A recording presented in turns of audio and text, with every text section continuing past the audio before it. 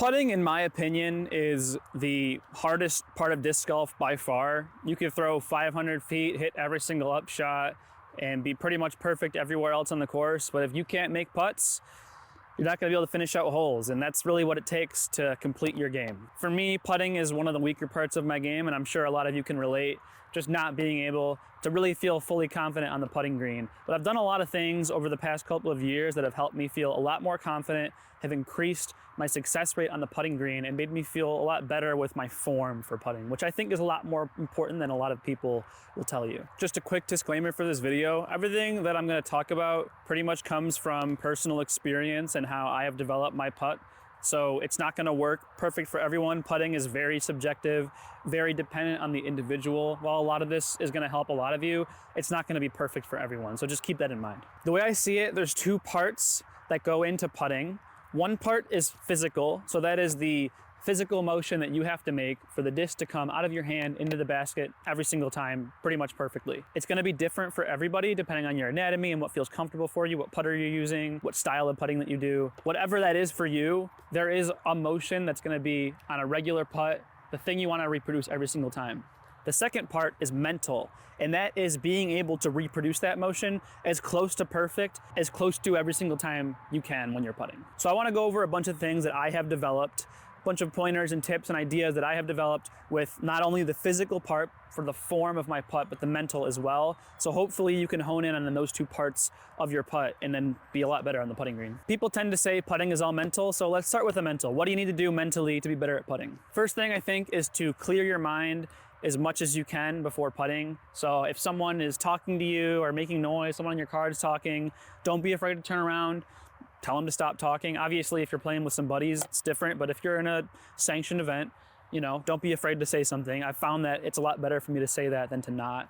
Make sure you're not focused on other things. If a car goes by and that bothers you, step away, step back up. Whatever it is, just make sure you're laser focused on the basket while you're putting. Next up is, on the same idea of focus, is to focus on a small part of the basket. So a lot of people will say focus on a chain link. This can be really good, especially when putting inside the circle. You can pick a chain link where you feel like is your best aim point, and then you can hit confidently. And it's going to be a lot easier to aim for something small than it is to aim for the entire basket. Additionally, you can do certain things for aiming at parts of the basket that might help you. So I think Calvin Heimberg has even talked about before, aiming for the band and kind of lobbing the disc up a little bit and having it drop in because he tends to miss low sometimes. So if that's what works for you, you can do that as well. But just pick a small area on the basket that you can see from where you are and aim at it and try to hit it. You also want to have simple swing thoughts. So I don't want to be thinking about the angle of my disc or how my hand is or how my grip is. I really just want to think about, for me usually, is to just aim at the basket. I know it's easy to forget that sometimes, but all I want to think about is having my release be at the basket. Everything else should feel automatic. You could pick what you want your swing thought to be. Sometimes it helps me to think to go a little high because I miss low, kind of like Kelvin does. Or I'm sure there's other things you can think about. Whatever is the thing that helps you make the most putts, zone in on that and really try to block all the other stuff out, because thinking about too much, it's going to make it so that you're going to miss something, where if you make everything automatic and have one simple thing that makes you do everything at once is probably going to be the best way to do it. Last thing is confidence. So you have to step up to every single putt knowing you're going to make it.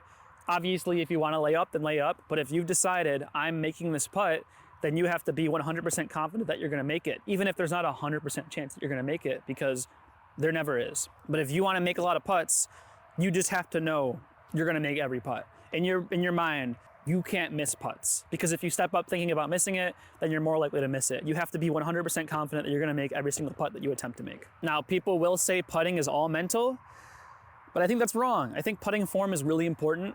I think making sure that physically you are in tune and doing all the things correctly, whatever that is for you.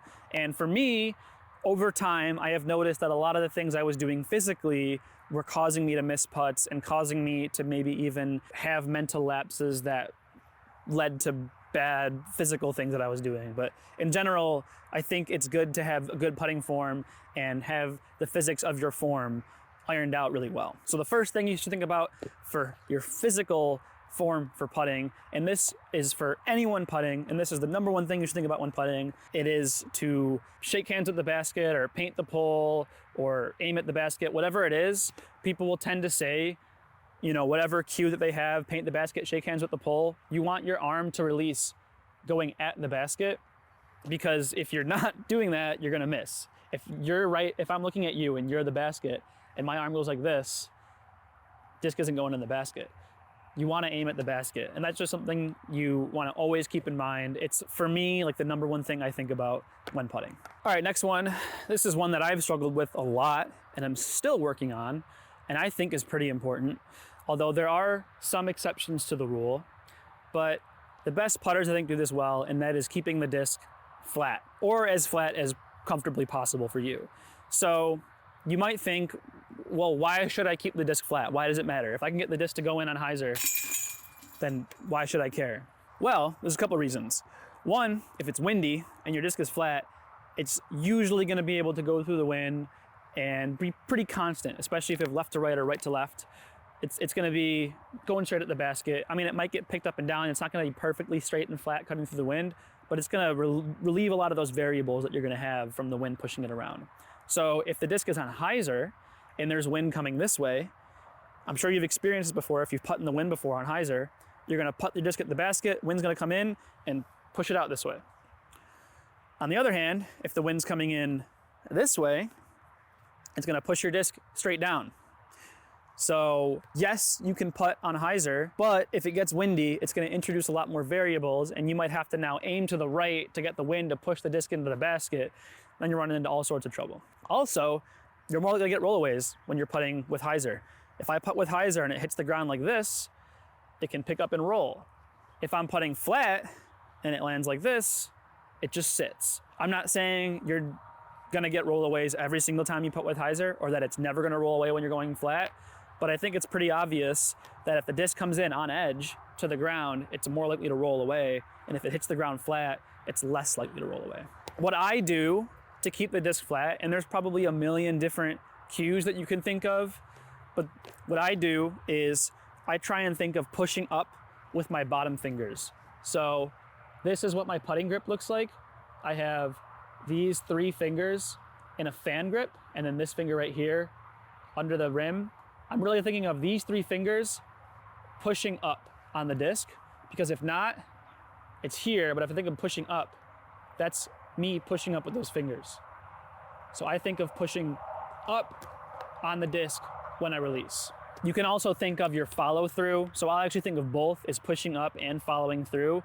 But if your follow through is like this, see how my wrist and hand is pointed down as opposed to this where it's flat? Think of where the disc is. This is hyzer, this is flat. See?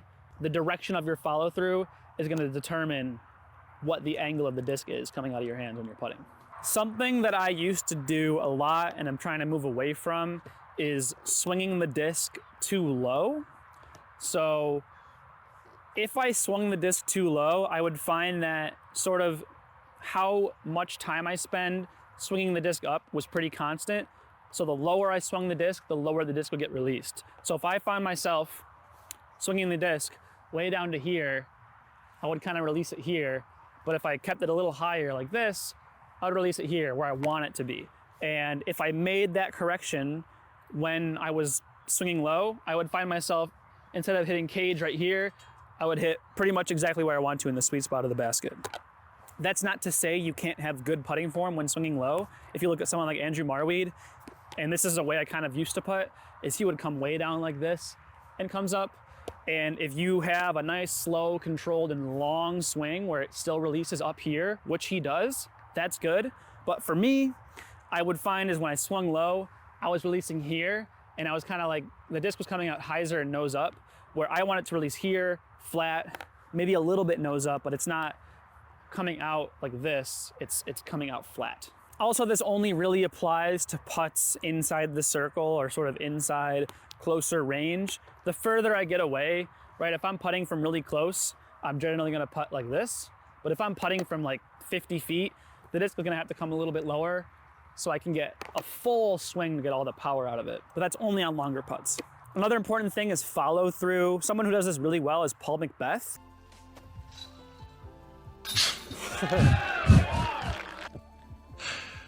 And again, look at how he lines his body up right there. It's just... When you're following through, it's not just your hand and your arm, but your entire body. So if I'm putting, and especially when you're putting a bit further away because you want your whole body to be involved, if I just putt like this, right? If I'm just looking at the basket, squared up to it, and just putt like this, that's just my arm. But what I can do is my body can follow through and be extended. And if you look at my leg too, when you follow through, you can stick your leg out. And pretty much every good putter does this. They're gonna follow through, they're gonna leave their arm at the basket, right painted pole, and you're gonna have your leg stuck out. And it kind of creates this pointed posture where your whole body is pointed at the basket. So you don't wanna be out like this, but you kind of wanna be pointed straight at the basket. Keeps everything in a nice straight line and make sure that you're aiming at the basket properly. Okay, next thing is speed. So the speed in which you go down to wherever the bottom point of your putt is and then coming back up. So some people putt with a really fast down up. Someone I can think of is a local guy, Lucas Oberholzer Hess. He literally putts like that, like it's literally that fast. Oh, definitely, yeah. It's kind of hard not to. Someone like Paul Macbeth pretty much brings it down like this. 2 seconds after he got there. And look how he didn't even give himself a meter. Oh. Right, so find a speed that's comfortable for you on that downswing. So sometimes if I go too fast, I find that like my grip loosens up a little bit. Maybe the disc goes into too much of a hyzer, and going a little slower helps me keep it really consistent on the angle that I'm releasing it on. So that might help, but also being fast might help you just keep everything really consistent. It's really up to you. However, I think the speed of the upswing is probably gonna be pretty similar for most people. You don't want it to be really fast and jerky like that. You'll see some people putt like that when they're nervous. You also don't want it to be really slow, right? You're just not gonna get any power. You want it to be fast enough that you're getting some power, but it's like comfortable and smooth, and it's gonna give you a good release. You don't want it to be this fast, jerky putt, right? For me personally, and I think for other people I've noticed, is a bit more of a smooth release, tends to yield better results. In that same vein, another thing that I think is important is your arm position. So a lot of times when I would putt, I would do that jerking motion and I would kind of release on like a spin putt. So instead of kind of coming up and having a nice little bit of loft and releasing up like this, I would jerk my arm forward and do this. And while it's okay to spin putt, right? Like this is definitely a style of putting. I'm coming down here, I'm coming up, and I'm doing a push putt. So if you're doing a push putt, or if this is kind of the style that you putt, because this is what works for me, try not to do that jerk forward motion.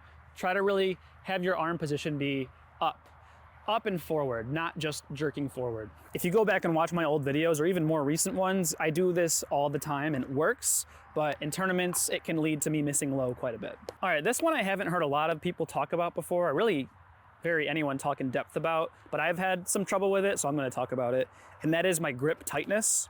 So I think you wanna have kind of a looser or relaxed grip, right? You don't wanna be like death gripping your putter or power gripping your putter, but you also don't want it to be super loose. There is kind of a medium middle ground where you want your grip to be. I did find in the past that I would putt better if I wasn't gripping the disc too tight, right? My release would be more consistent, which makes sense. If your grip is really tight, it's gonna come off your hand a little bit weird.